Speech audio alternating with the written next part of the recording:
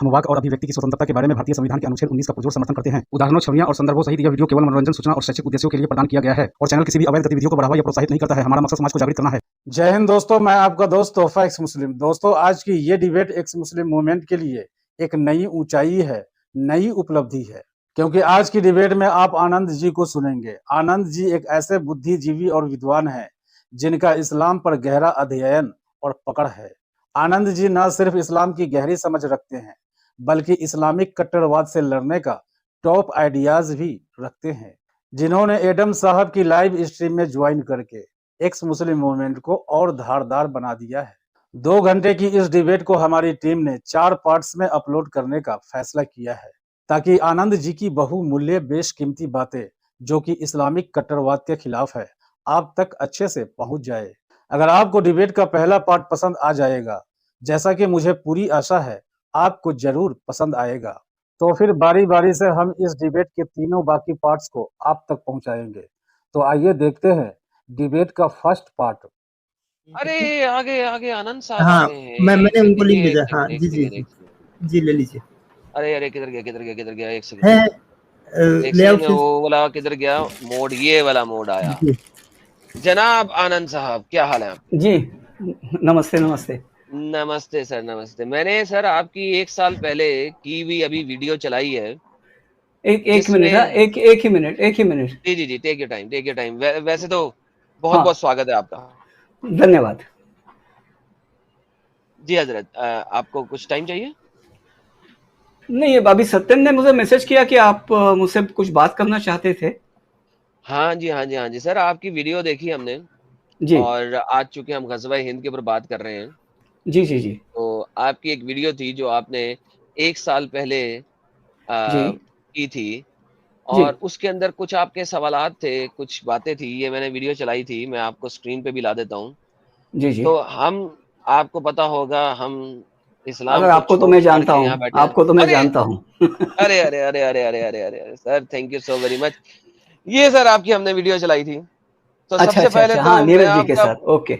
नीरज जी के साथ जी, मैं बहुत-बहुत ममनून हूँ कि आप अरे एकदम से आ भी गए जय और Naseeb. I am very very glad and very happy to हाँ, see you here. Thank you. और मेरे लिए ये बड़ा गर्व की बात है कि आप इतने छोटे से टाइम में हम तक पहुंच गए। बड़ी नहीं, मजेदार बात। सत्यन का मैसेज था और भाई आपने याद किया तो बस कैसे ना आता। सर ज़हे नसीब sir, thank you so very much sir. ये तो आपने कमाल कर दिया है। मुझे तो समझ नहीं आ रहा कि मैं आपका स्वागत कैसे करूं यहाँ। अरे कोई बात नहीं। वैसे आपके परिचित जो है, आई मीन आपके जो भी जानने वाले हैं सब मुझे भी जानते हैं। नीरज जी को तो आप देखे हुए हैं साथ में। जी बिल्कुल। संजय जी के साथ भी आता हूँ, तुफैल जी के साथ भी आया हूँ, मतलब जानते तो सभी है। बेहतरीन। तो सर हम आज बात कर रहे थे जी गज़वा-ए हिंद के ऊपर जी और जी ये आपकी वीडियो है। तो जी आपने यहाँ पे कुछ बातें कही हैं, जी मैं आपको दिखाता हूँ। यहाँ पे क्या जबरदस्त आपने बात रखी है। जी। और एक सेकंड जरा मुझे इसको रिप्ले करिए जरा, अभी उतना तो जी मुझे। वही कर रहा हूँ हाँ मैं सर, वही करने लगा हूँ। जी जी। ये जनाब, ये बातें आपने बड़ी जबरदस्त रखी। ये मैं दोबारा ला रहा हूँ। क्योंकि क्योंकि क्या है ना, आप अगर इनसे बात करें, मतलब जहां भी इनकी बिहेवियर खराब होती है और कोई आदमी वहां किताब से कुछ रेफरेंस देता है कि हमारा बिहेवियर इसके कारण ऐसा है, तो दूसरा कोई कहता है नहीं, ये तो किताब तो ये कहती है, या संस्थापक का चरित्र में तो ये ऐसा दिया है वैसा दिया है। लेकिन आप जो दुष्ट है ना, उसको वो रेफरेंस देंगे तो वो बोलता है तुमको कुछ भी मालूम नहीं है। अब असल में बात क्या है ना कि हमको मनसूख चीज क्या होती है ये हमें मालूम नहीं होता। हमारा सी वही काटा जाता है कि इनमें जो मनसूख की जो एब्रोगेशन की डॉक्ट्रिन है, जो ताकत में है तो क्या बोलना है क्या करना है, ताकत में नहीं है तो कैसे पेशेंस रखना है, कैसे मीठे बन के रहना है, ये सब वहां जो है। हमारे लिए हमारे कितने लोगों को मदनी आयतें, मक्की आयतों का फर्क मालूम है?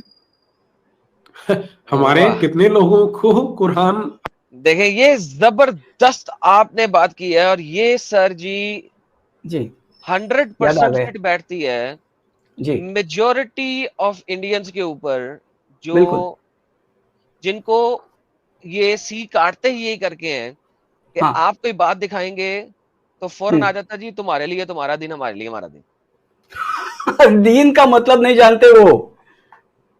एग्जैक्टली। उसके बाद आ जाता है जनाब के, एक ही सेकंड एडम, मैं यहाँ जी एक बात कहूंगा। प्लीज। जब वो ये तुम्हारे लिए मतलब लकुम वाले दिन क्या है, लकुम दीन नहीं, वलिय लकुम दिन। दिन, हाँ लकुम दिन वाले दिन, उसका असली मतलब है तुम्हारे लिए संविधान, हमारे लिए कुरान। Good one. और ये हर स्थिति में लागू, मतलब हर परिस्थिति में यही बात लागू होती है। मतलब you will be bound by your rules, मतलब you will treat us according to your rules, whereas we will treat you according to our rules. जहां तुम्हारे रूल्स की कोई रिस्पेक्ट नहीं है। Very well stated. ये बात हिंदू समझते ही नहीं है। बिल्कुल बिल्कुल बिल्कुल। ये मैं सर, ये आपकी इस बात को जी 100% एग्री करता हूँ, और मैंने बहुत दफा बताया है। धन्यवाद। मैं गया था एक दफा, वो इंडिया की वो है मधु जी, मधु जी के चैनल पे, हाँ हाँ, वहां पे मैं उन्होंने हूँ, कहा था उनके साथ भी किया है मैंने। हाँ जी, मधु जी के चैनल पे मैंने, वो कही थी यार इनको दे दो ना, इनका शरिया, इनको इनका शरिया दे दो। मैंने अरे कहा क्या मधु जी आप जानती है यही, वो। मैंने उन्हें यही समझाया। मैंने कहा जी आप समझती नहीं है कि जो इनको आप शरिया दे रही हैं, तो शरिया के अंदर जो हिंदुओं के बारे में, जो बुद्धों, जैनों, क्रिश्चियन, व्हाट्सएवर, तमाम नॉन मुस्लिमों के बारे में जो कुछ लिखा हुआ है, आप उनको इनका शरिया दे रही हैं, तो वो सारा कुछ आपके ऊपर रिवर्स में इंप्लीमेंट होता है। बिकॉज एग्जैक्टली शरिया बताता है कि how to live with these people. Exactly. अब फॉर एग्जाम्पल शरिया बताता है कि अगर एक मुसलमान ने मुसलमान का कत्ल किया, तो एक खास माल देना है उसको, जिसको आप कहते हाँ हैं कि, खूब ठीक है, बहा। बिल्कुल। लेकिन सर उसकी तादाद आधी है अगर एक मुसलमान ने एक काफिर का मर्डर किया। ना ना ना ना ना सर, अच्छा काफिर का यहूदी। आधा, औरत का कत्ल किया है तो आधी है, अच्छा ठीक है। हाँ, लेकिन अगर एक ज़ोरास्ट्रियन, यानी जो आग परस्त होते हैं, क्या मजूसी, कहते हैं उसे इंडिया में, मजूसी। हाँ नहीं, वहां अगर पारसी कहते हैं।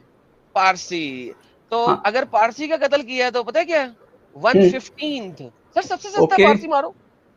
अगर ओके। ₹1,00,000 देना था तो हाँ तो अब आप 15,000 में कर। हाँ 15,000 में मारो, याशी हाँ करो। हाँ तो सर ब्लड मनी जो है, it also changes based on the religion. Yes. तो ये शरिया के अंदर लिखा हुआ है। तो हाउ कैन यू से कि यार इनको इनका दे दो। और वो भी ये नहीं जानते कि शरिया मतलब किसका होगा, हनबली होगा, मालिकी होगा, शाफई होगा, ये कुछ नहीं जानते, या हाँ, हनफी ये भी है। होगा। यार यही तो मैं बताता हूँ कि ये एक बहुत बड़ी गेम है। हाँ बिल्कुल है। मतलब यहाँ जो भी कहता है कि इनको शरिया दे दो फिर इनके हाथ काटे जाएंगे, मैं कहता हूँ भाई साहब अगर आपसे चोरी किए तो उसका कुछ नहीं काटा जाएगा, काटा जाएगा। एग्जैक्टली। बहुत बहुत जबरदस्त आपने बात की है। और मैं finally, you are one of those very few people who can actually realise कि असल में गेम क्या चल रही है। वरना हाँ लोग कहते बिल्कुल। हैं कि यार इनको शरिया पूरा दे दो, शरिया। मैं कहता हूँ भैया आप लोग समझ नहीं रहे शरिया है क्या। You need to understand what sharia क्या। आपने शरिया पढ़ा?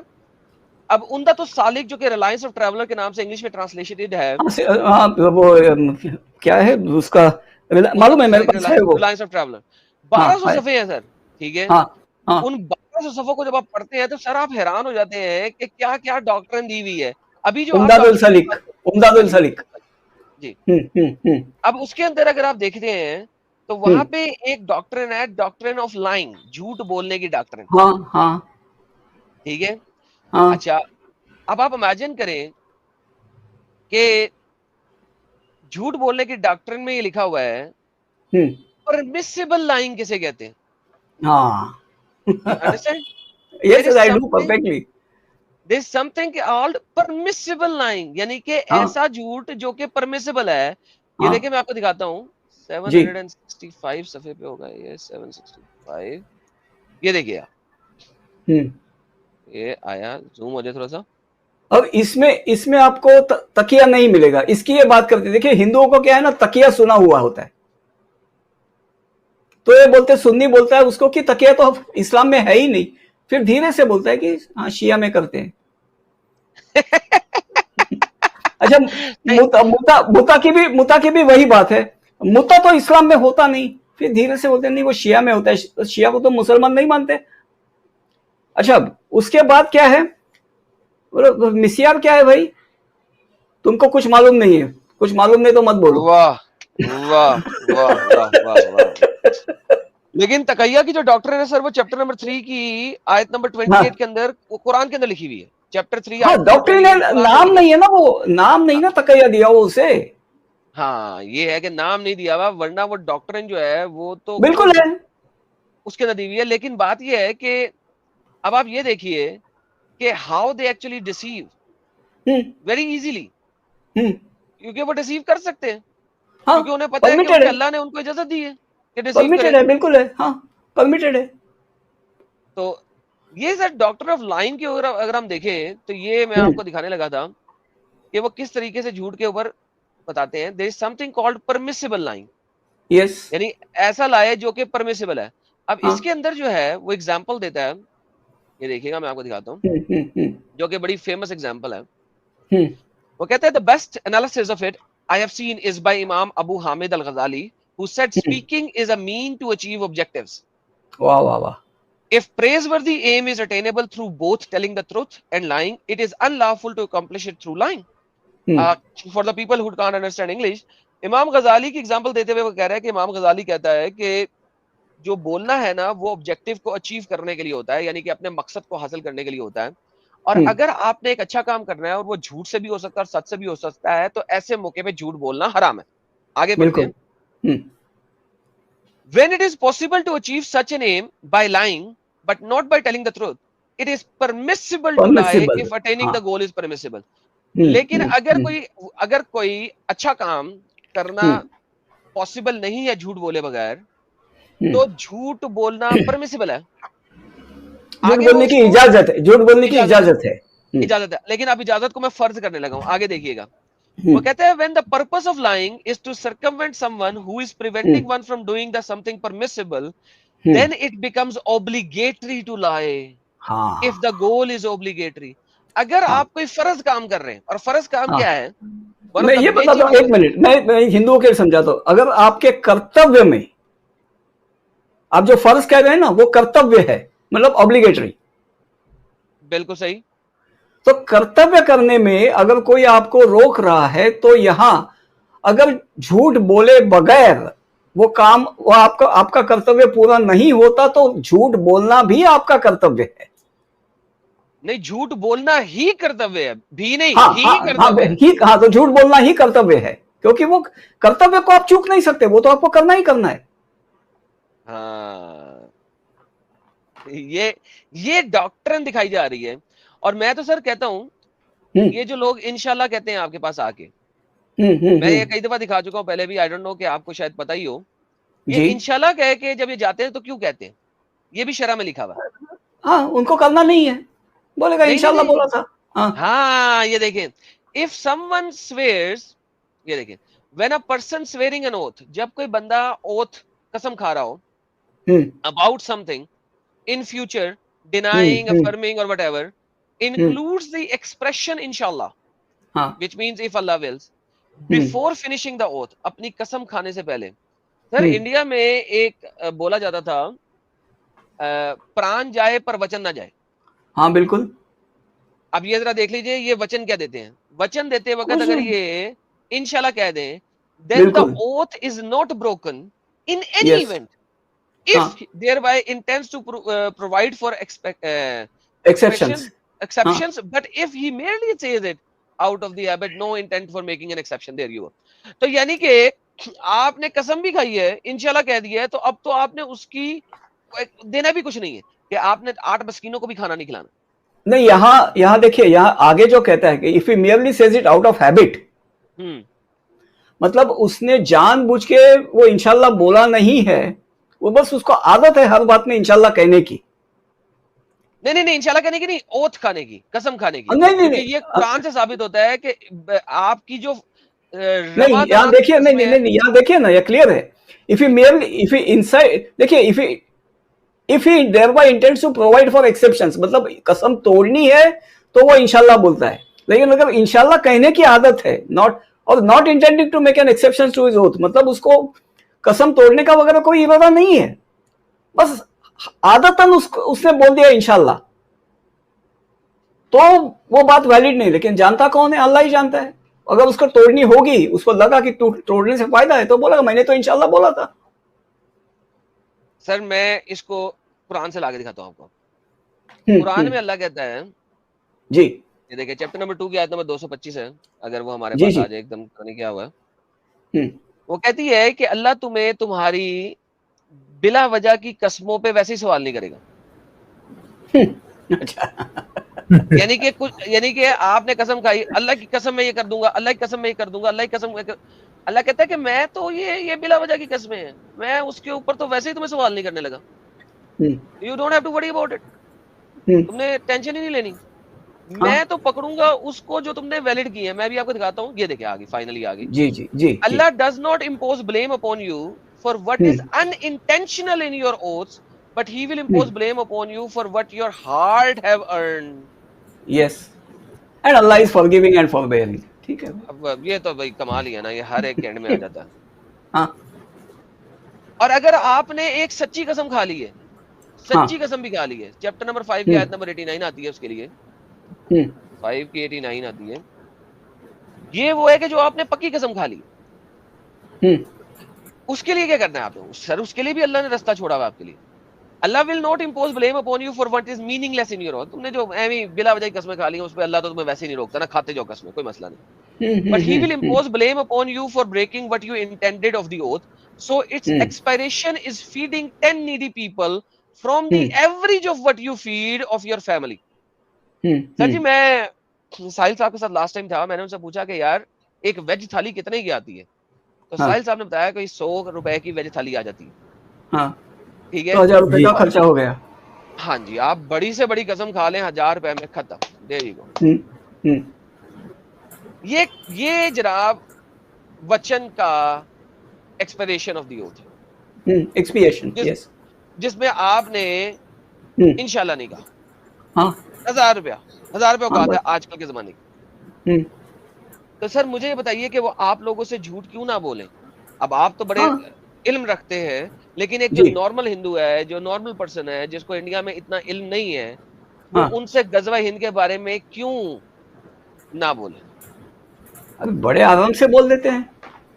वो बोलते हैं कि हो गया कभी का। अभी वो नासिर हुसैन जो है ना त्रिनिदाद वाला, जी वो कहता है, उसके वीडियोस है, क्या इंडियन आर्मी, क्या मतलब ये कब का हो गया यार? मुगलों का जो सल्तनत था वही गजवा हिंद था, हो गया कब का, अभी क्या बाकी है? अब मैं इसकी भी बता देता हूँ आपको। सर जी 2 डॉक्ट्रिन्स हैं, ठीक है, और दोनों डॉक्ट्रिन जो है ना, मैं एक ही जनरल सुपरवाइजर से अगर साबित करूं तो आपको कैसा लगेगा? ये देखिएगा, बताइए। बिल्कुल, ये मैं आपको दिखाता हूँ, इसको मैं दूसरे तरीके से शेयर करता हूँ। जी जी, ये बड़ी मजेदार बात है। एक इनके दांत है दिखाने के, एक इनके दांत है खाने के, 2 दांत। ये जनाब आपके पास आती है स्क्रीन डिफरेंट तरीके से। ये जनाब एक आर्टिकल है जनरल सुपरवाइजर शेख मोहम्मद सालेह मुनज्जिद, जिनके मानने वाले इंडिया में इस वक्त 70% के करीब, 80% के करीब मुसलमान इनके मानने वाले, ये सेम कोई है। एक ये आर्टिकल है, ये आर्टिकल नंबर आप देख ले, ये है 148529, what is narrated in the सुन्ना अबाउट इन्वेजन ऑफ इंडिया। दूसरा है 36 हदीस about the conquest of India. ठीक है, दोनों के मोरल ऑफ द स्टोरी में चले जाते हैं कि लास्ट पैराग्राफ में क्या कह रहे हैं, बाकी पढ़ना बड़ा लंबा है, वो मैं बाद में पढ़ दूंगा। जी जी, और इसके भी एंड में चले जाते हैं और मोरल ऑफ द स्टोरी तक पहुंच जाते हैं। ये जनाब मोरल ऑफ द स्टोरी बना। इस आर्टिकल में इन्होंने समझाने की कोशिश की है कि जनाब there is nothing to indicate that there will be another invasion of India, कि जो हो गई थी वो मुगलों के जमाने में हो गई थी, अब कोई इंडिया में इन्वेजन नहीं होनी, डन हो गया, अब वापस इधर आ जाते हैं। What is meaning in the hadith of Abu Hurairah which was narrated by Flana about the conquest of India has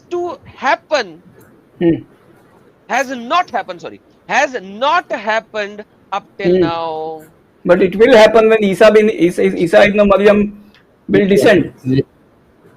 so imagine करें सर जी, एक ही बंदा 2 आर्टिकल लिख रहा है और एक ही बंदा वो दोनों आर्टिकल में 2 डिफरेंट बातें कर रहा है। नाउ टेल मी कि ये अब आपसे बात करेंगे तो ये वाला आर्टिकल दिखा देंगे, हाँ बिल्कुल, पाकिस्तानी मुसलमान से बात करेंगे या इंडिया के जो है कट्टर मुसलमान से बात करेंगे तो ये वाला आर्टिकल दिखा देंगे। अरे एक बात आपको बताता हूँ, सीधी सीधी बात है। मैं नीरज जी के साथ भी मैंने स्ट्रीम किया है, संजय जी के साथ भी किया है, दोनों दफा मैं एक ही बात कहता हूँ कि आखिरा जो है वो इनका, आखिरत कहिए आखिरा कहिए, ये इनका ओसीडी है, ऑब्सेसिव कंपल्सिव डिसऑर्डर। जो भी करते हैं आखिरत के लिए करते हैं। बिल्कुल सही है, यू एग्री विद दैट? बिल्कुल बिल्कुल। ये तो दुनिया तो वैसे ही मेहमान खाना है, असल जिंदगी बिल्कुल तो आखिरत में। ठीक है, ठीक है। तो आई कम टू द पॉइंट। आखिरत के लिए 2 कंडीशन है, गजवाए हिंद होना है और यहूदियों का सफाया होना है। बिल्कुल। अब इसके लिए देखिए, जो हमास को या फिलिस्तीनियों को या जो भी है, उनको पैसे दिए जाते हैं, उनको वहां रखा जाता है ताकि वो यहूदियों को खत्म कर दे वहां। और हम पर तलवार इसलिए है कि हम भी आखिरा के रास्ते में वो ऑब्स्टेकल है which has to be surmounted. तो you have to live with it. वाह, इसको आप झूठ नहीं कह सकते। और मैं तो कहता हूं कोई भी मुसलमान लाओ सामने जो बोले कि ये हदीस नहीं है, झूठ है, वो अपना नाम पता लिख के दे, सबको जाहिर कर दे कि मैं फला फला हूं, फला मौलाना हूं, और ये मैं कहता हूं कि वो तो हो गया, उसका टाइम हो गया, उसका फातिहा पढ़ने जाऊंगा मैं। अल्हम्दुलिल्लाह अल्हम्दुलिल्लाह। ये सर जी ये देखिएगा, आप तो फातिहा पढ़ेंगे, वो तो पढ़ेंगे। मोहम्मद की हदीस ये भी थी कि कॉन्स्टेंटिनोपल यानी कि Turkey will be conquered with the coming of last hour. तो सर 600 साल हो चुके हैं, तो आखिरत तो आई नहीं। तो इंडिया पे भी इन्होंने हमला पहले करना है, ईसा का वेट नहीं करना। क्यों? क्योंकि वो एक तो जो हदीस है, नहीं देखिए, यहाँ ये क्या कहते हैं, आप अपना काम पूरा कर दो, अल्लाह अपना काम पूरा करेगा, जब करेगा तब करेगा। आप अपना काम। सर दोबारा ओके, आई रिपीट इट। बात यह है कि ये कहते हैं कि आपको अपना काम करना है, अल्लाह अपना काम उसकी मर्जी के मुताबिक करेगा, आपको चूकना नहीं है। मतलब आप अगर जो आपके पास जो मौका है, वो मौका अगर आप चूके तो आपको पकौड़ा बनना है या सीख कबाब बनना है, वो उधर चॉइस मिलेगा शायद।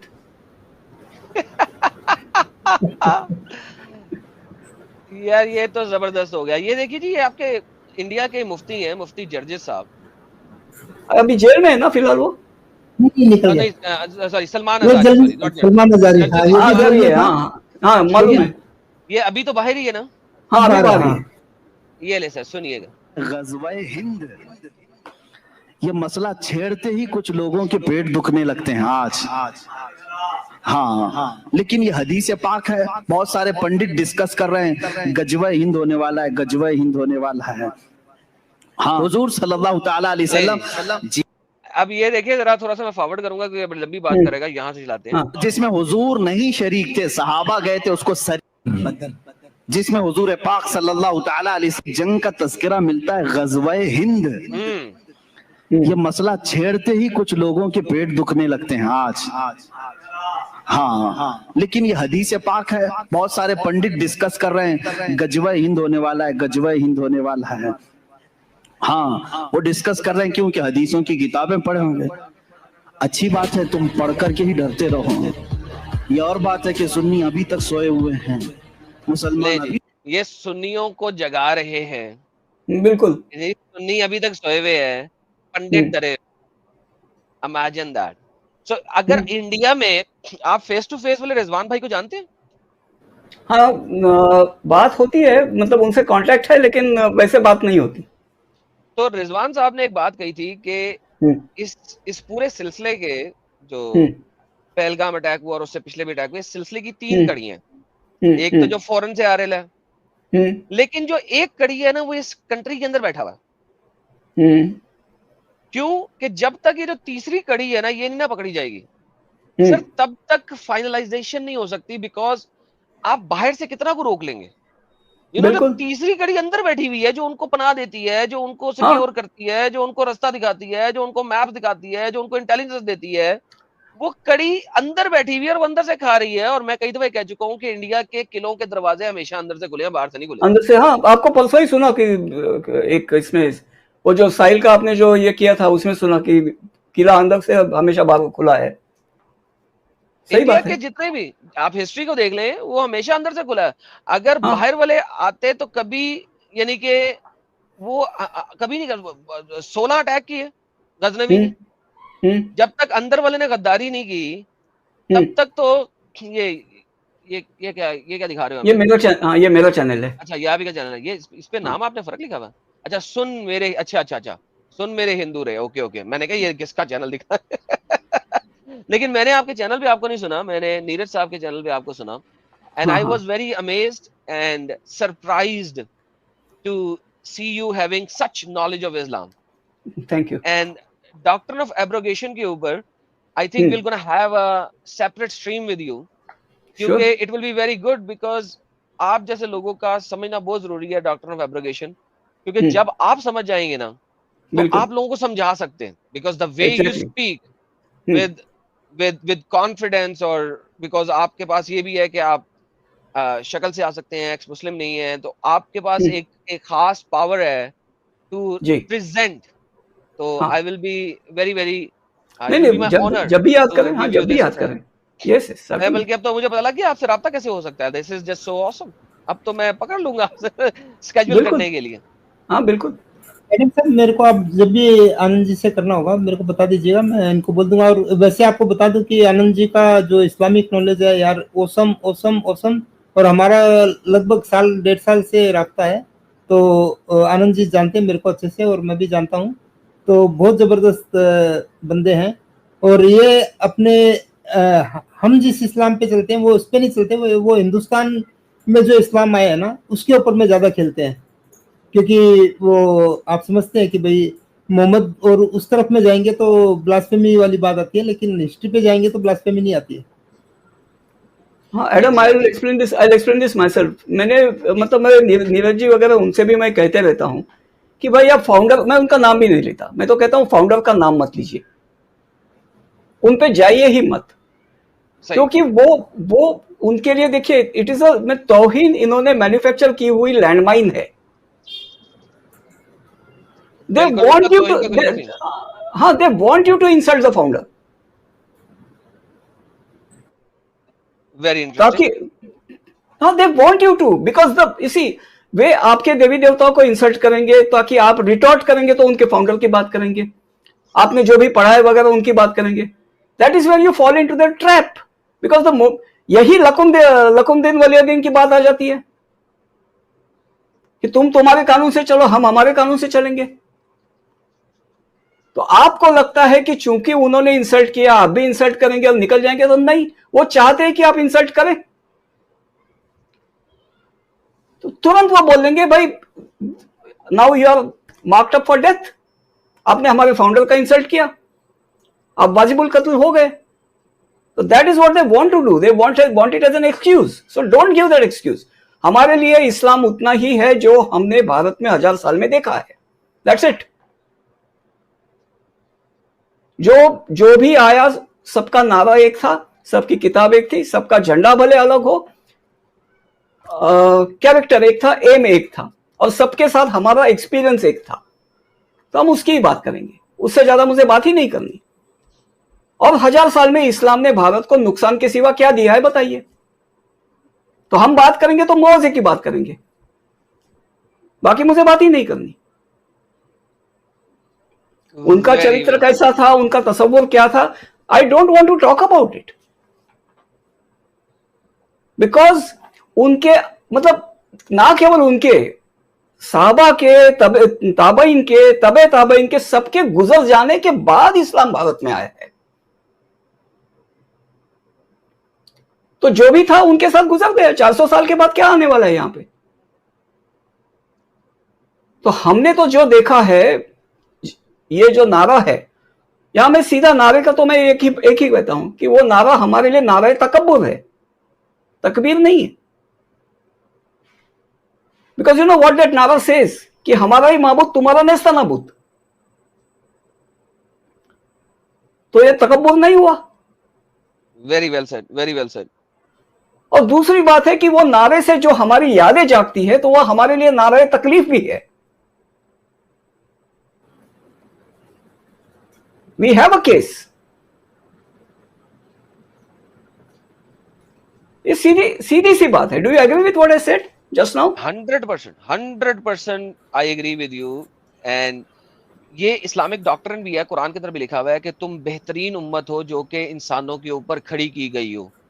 और इसको मोहम्मद ने अपनी हदीस में बयान किया गया है कि तुम बेहतरीन कौम हो क्योंकि तुम लोगों को जंजीरें बांध के घसीट के दीन इस्लाम में लेके आते हो।